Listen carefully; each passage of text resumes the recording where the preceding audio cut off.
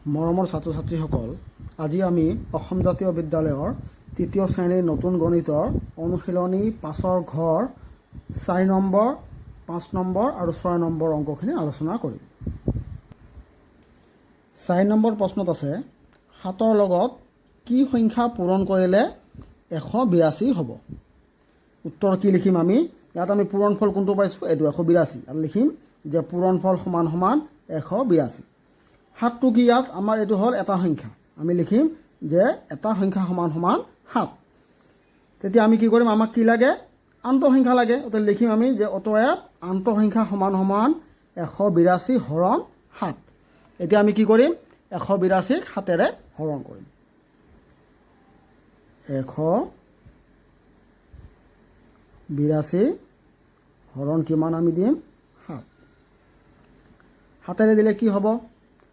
7 দি দিলে 7 2 গুণ 14, 7 3 গুণ 21, 7 3 গুণ নাযাব, 7 2 গুণ হ'ব, 7 2 গুণ কিমান? 14। ইয়াত লিখি দিম আমি 14। বিয়োগ কৰিলে কিমান হ'ব? 4 আৰু এইটো হ'ব 2 নমাই আনিলোঁ, কিমান হ'ল? 42। এতিয়া কিমান বাদ যাব? 7ৰ লগত কি পূৰণ কৰিলে 42 হ'ব? 6। 6 7 গুণ 42।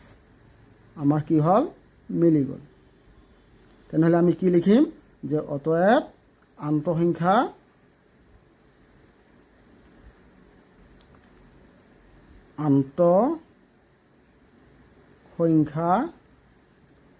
সমান সমান 26। এইটোৱে তোমালোকৰ উত্তৰ। বুজি পাইছা? এইবাৰ চোৱা 5 নম্বৰ। 5 নম্বৰত কি আছে? 16ৰ লগত কি সংখ্যা পূৰণ কৰিলে 720 হ'ব? উত্তৰ কি লিখিম? যে পূৰণফল সমান সমান 720। এটা সংখ্যা সমান সমান কিমান আছে? 16। লিখিম যে অতএব আন্তঃসংখ্যা সমান সমান 720 হৰণ 16। আমি কি কৰিম? 720ৰ লগত 16 পূৰণ দিম। পূৰণটো নহয়, হৰণ দিম। 720 হৰণ কিমান? 16। 720ক 16ৰে হৰণ কৰিলে কিমান যাব? 16 4 গুণ যদি কৰোঁ আমি, 16 4 গুণ কিমান হ'ব?